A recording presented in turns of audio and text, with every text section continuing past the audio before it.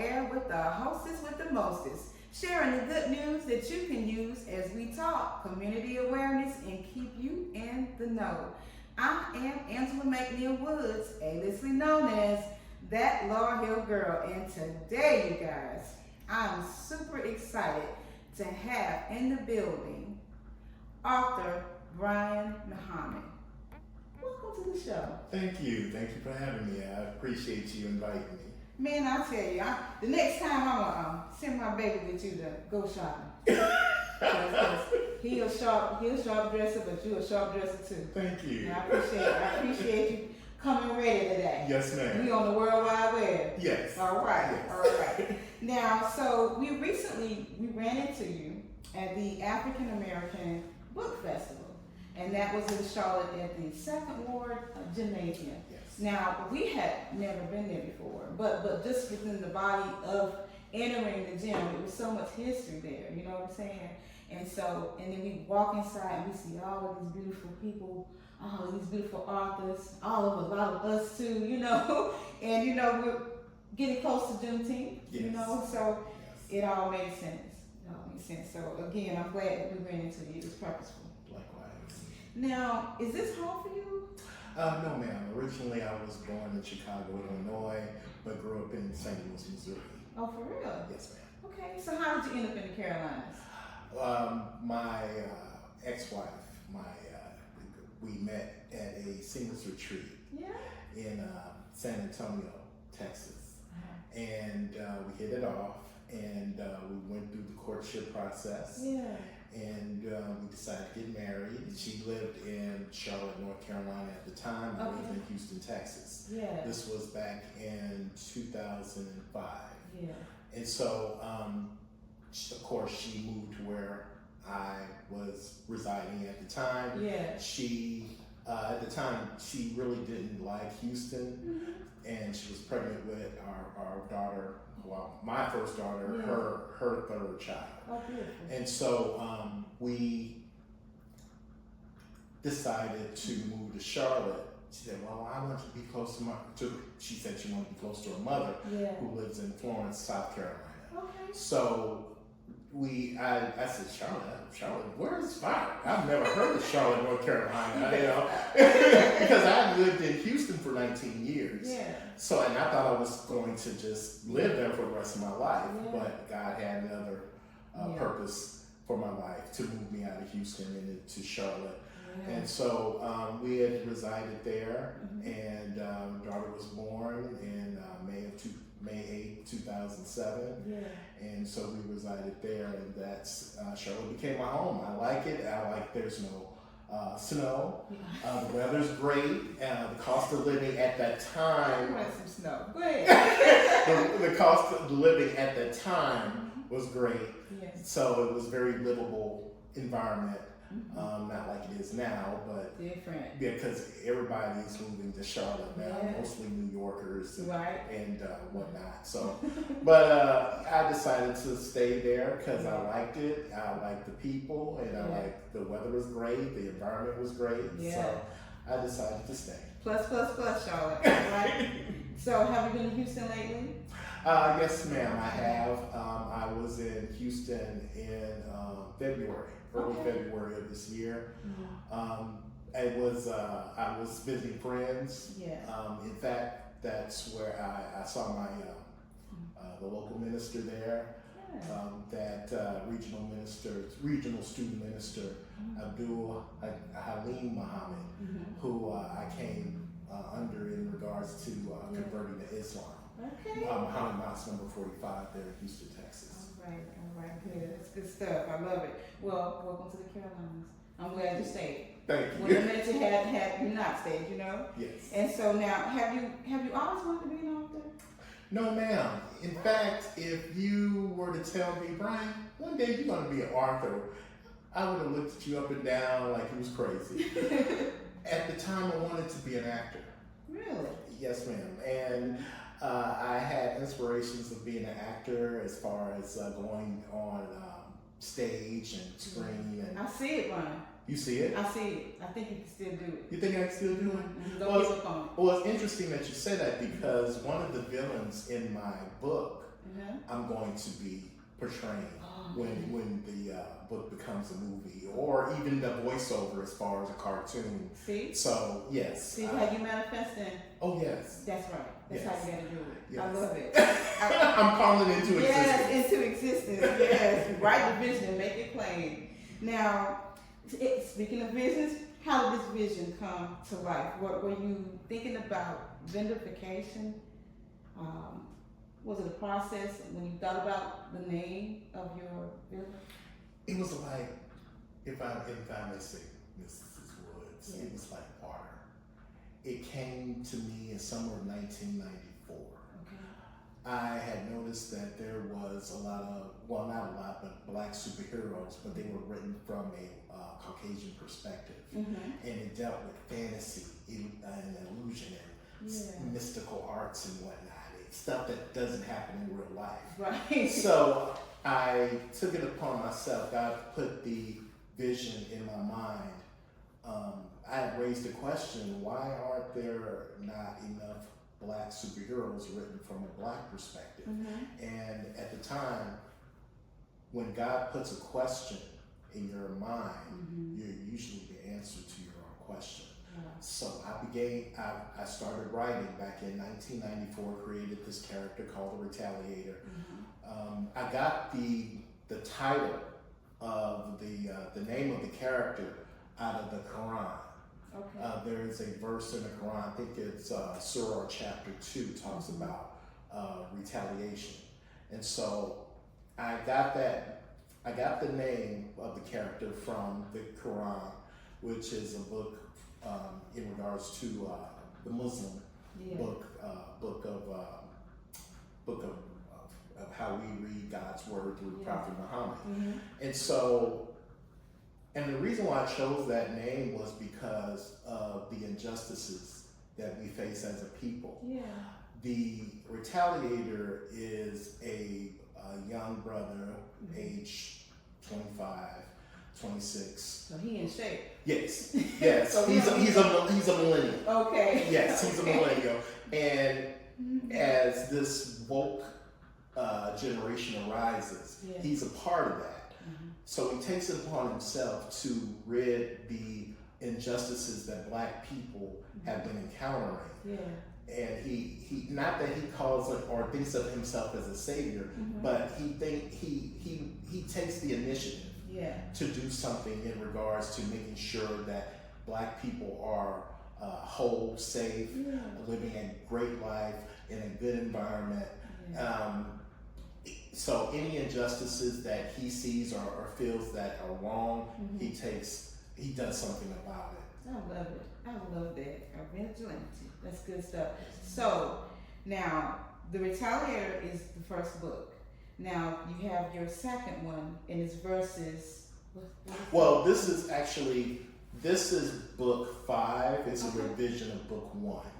Because during the time that I wrote my first book, at the time I was low on funds, and I couldn't pay for a illustrator at the time. So I just wrote it out. I just wrote it out. And sold it. And of course, I wanted feedback, and most of my feedback was no pictures. Where are the pictures? Where are the pictures? So I revised this book, which is book 5, but it's a revision of book 1. And as it does have pictures, not a lot of pictures because the reason is this is a graphic novel series. So basically, I want the reader to envision what they see, not what I'm telling them to see. Even though there's a description of what's going on, but the reader envisions what they see in regards to reading the book. So this is actually book 5, but a revision of book 1. And this book, which is this is more of an origin story. How the character came about, why is he doing what he's doing, for what purpose. So I was going to ask you. So do you brainstorm first, or how do you organize your ideas?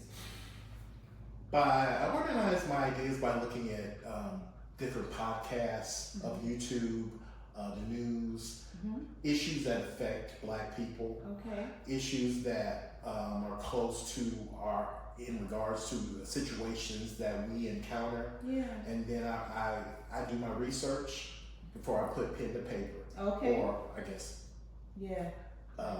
type. Okay. You got a lot of notebooks, notepads? Yes. I bet. A lot, because I do my research before That's good. I write, and I envision what I want to say, what I want to transcribe, what I want the message to be in each book, because each book does have a message, because it's for ages 10 to adults. Okay. Particularly preteen, teen, because during that time in our lives, we are developing not only physically, but mentally.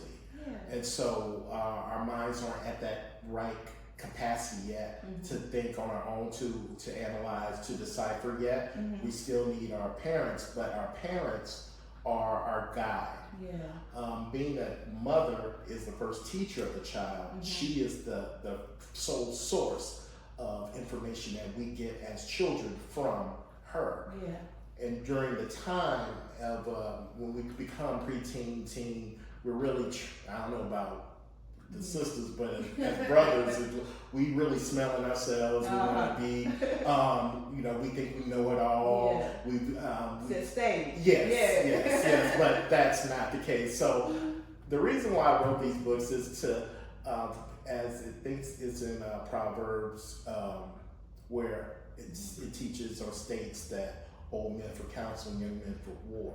Yeah. As adults, or as this new generation that's coming behind us, we must teach them of the world they're about to inherit. Yeah. So this gives them a leg up in what's going on in the world, and because we know they don't watch the news, but they will watch a movie or read a book in regards to something of interest. Yeah, that's right. Especially this is a character in their image and likeness that they can relate to. That's good. Now, have you ever had to share an idea, like when you were putting this together, did you go, I think it's gonna work, fit into that? No, and the reason why I say no is because I usually think about what I'm going to write before I put it pen and paper again. And I envision, like, with each book has a different theme that I'm getting to the public, dealing with our people. And so it's imperative that the message and the vision as far as the cover and just looking at the cover, because they say a picture's worth 1,000 words. Yeah. So no, I've never had anything like writer's block or anything, because, and I thought about that, Mrs. Woods, because I'm like, okay, God, you put this on me. I think this is my purpose that you're trying to put on me, okay? Yeah. But what if I run out of stories? What if I run out of topics to talk about? And at this current time, I have nothing. I'm currently working on book 6. I'm not going to tell you what it's about, but it is dealing with a topic that involves our people. And I'll just leave it at that. Yeah. So I like to leave you with suspense. No spoiler alert here. So I don't think, not to say that I won't have writer's block, but at this time I really don't think, because I got a lot of stories I want to teach and educate our young folks. Yeah.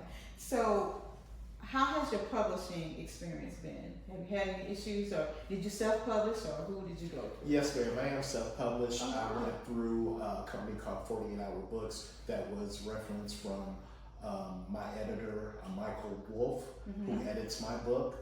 And he turned me on to 48 Hour Books, who helped put the book together and also print it, reprint it. If I ever run out, I can always go to their website and to get reprints of the books, and which is very, very easy. Are they in the Carolinas?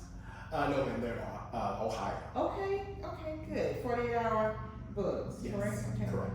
That's good. Now, and your illustrator, he's good too. And you said, I know we spoke a little bit earlier, was through a Facebook group? Yes, ma'am. It was, I went through a Facebook group that has nothing but Black authors. Yeah. And at the time, I don't draw. I'm just a writer. But I needed... I just know that I needed someone because I listened to my my audience. Yeah. And I ask for feedback, I ask for good, I ask for negative, I ask for positive, so the next book can be better than the last. Yeah. So when I reached out on Facebook in regards to the author group that I'm in, a brother by the name of Ola answered my request as far as drawing my illustrations, and he actually did book 4 and book 3. I'm sorry, book 4 and book 5. Book 3 was done by another artist named Diozzi. Yes, okay. He did book 3 for me as far as the illustrations for that particular book. I love the fact that there's a whole community that that you can engage with on Facebook in regards to has it been fun, just congregate with everyone? Yes, it's been interesting. Of course, it has its ups and downs. You have a few critics that want to, and I'll share this with you and your audience. The Retaliator, as you can see, it's at the end, it's ER, not OR. And the reason why I did that is because I want the reader to focus on the retaliate part. Right. And in order to get the answer to why I spelled it the way I did, you would have to read book 4. The answer's in book 4 as far as why it's spelled Retaliater instead of OR. See. So you have to read this book in order to get the answer. All right. Y'all heard it from the author now. Okay. Now, do you have a favorite comic author that you follow? Did you look at comics in your childhood? Oh, of course. Yes, ma'am. I don't have a favorite comic book author. But I grew up on Batman, the 1960 version, or watched the Batman show. Yeah, those used to be the best. Yes. Damn, bam, pop, wham. And those outfits. Oh my God. Y'all, that's Wonder Woman for those who do not know. Okay? Yes. And the Bionic Man. The Bionic Man, yes. Okay. Now this might be too old for you. Archie. Yeah, that's too old. That's too old. But I remember the cartoons. Okay. I do remember the Archie cartoons. Now, I did grow up on Batman, Spider-Man, Superman, Wonder Woman, and of course, seeing their shows on TV, like Incredible Hulk, played by Lou Ferrigno, and Linda Carter played Wonder Woman, and Adam West played Batman, Superman. Now, you think the Joker back then was as sinister as the one that they recently had? The Joker. Now, my favorite was Jack Nicholson. That played the Joker in Batman with Michael Keaton as Bruce Wayne in Batman. Now, I liked that, and then of course there was Cesar Romero, who was the first Joker in the original 1960 version of Batman. I liked him too. Okay. Because of course I grew up on him, watching him, and so I liked him, and you notice I know the name, so. You study your craft. Yes. But Jack Nicholson, he really did a great job playing the Joker. But I forgot the other guy that played the recent Joker. But he was a little bit more darker. I was just scared to say his personality was totally different. Right. In the sense, like you said, dark. Yes. And I don't want dark. Because when I get past Chucky, that's too dark for me. Yeah. Freddy Krueger. Michael Myers. And you see, and he's still living. Freddy. I hope I don't bring Freddy back. So, you guys, I'm sorry. We got sidetracked. We just have a little cartoon fun, Now, so are the people able to purchase your books in comic stores, or tell us where? Well, I'm self-published, so you can either email me in regards to at the_retaliator at yahoo.com, or you can go to paypal.com, type in my email address. Once you select send, and then you go to search, you put in my email address, the_retaliator at yahoo.com, and tell me which books you want to purchase, how many books. Each book is $10 each. I'm not trying to rob my people. Yeah. I know during these are tough economic times, and so my books, as long as I'm living, my books will always be $10. Oh, look at that. That's really good. That's really good. So, all right, y'all. So go ahead and buy 3. And buy 3 more for some friends, you know. And make sure you write this information down. I'll have that information for you in the description section. Now, I noticed, so let me share this here. Now, you don't ever have to worry about marketing because you guys, you know, y'all will get it. I've seen you and a couple of other ones. We've actually had Shamika Gray McAllister here on the show with her book. And then we spoke with Jason Huey, and he'll be on the show here soon. And just to see you guys out there, you know, doing your thing, I love it. So, but my next question is, when's your next pop-up? My next pop-up, right now, this past weekend, I just came back from Syracuse, New York, at the Preserve the Black Child Book Fair there. The next one will be the Black Child Book Fair in Memphis, Tennessee. Okay. That will be in September. Yeah. The end of September.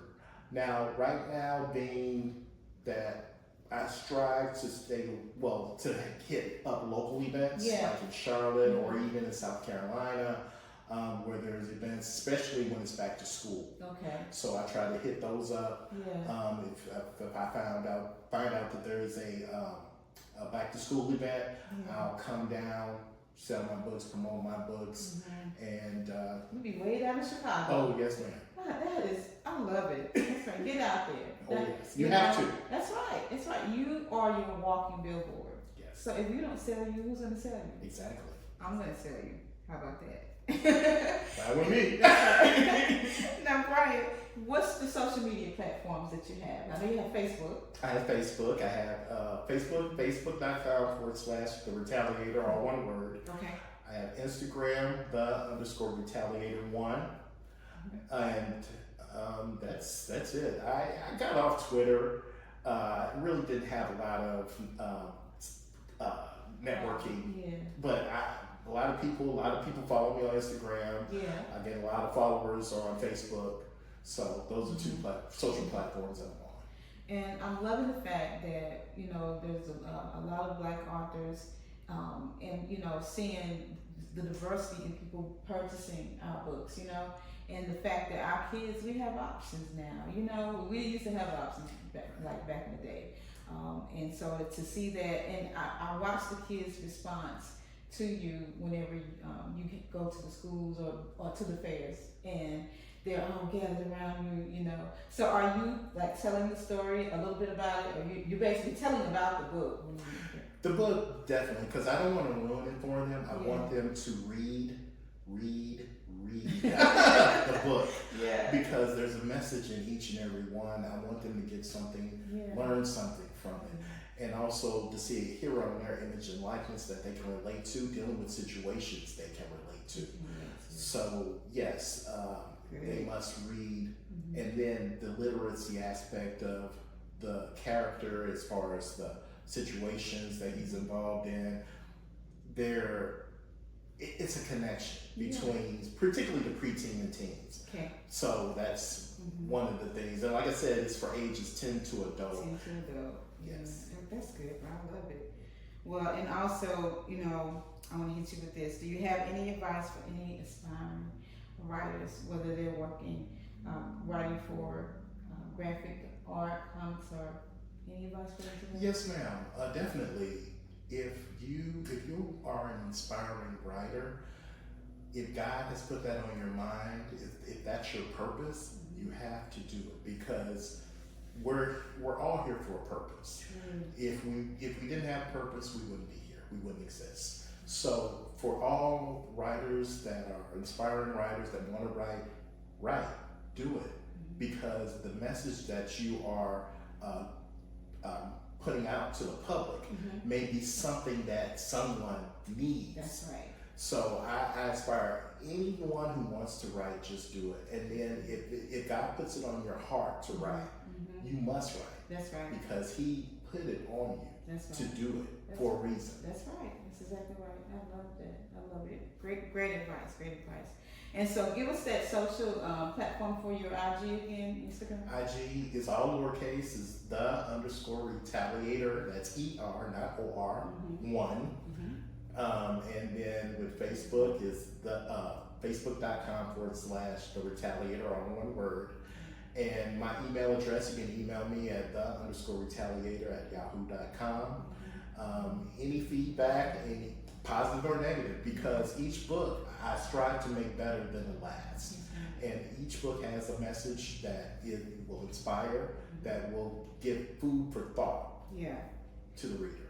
I tell you what, I'm gonna give you a character idea. I hope the next book you write, maybe not the next one, but just a thought process, that he'll bust out of a suit. That's a bad suit right there. Thank you, ma'am. Brian, thank you so Well, much. I mean, I had to dress you for the occasion because you invited me. I just couldn't come in like a shirt and jeans. I would be disrespectful. Yeah, that's right. I appreciate that. But that would be the coolest Superman, man, for real. Brian Muhammad, thank you for coming. Thank you so much. I appreciate it. Thank you. Likewise. All right, family. Local, not local, but famous around these parts. Y'all be blessed.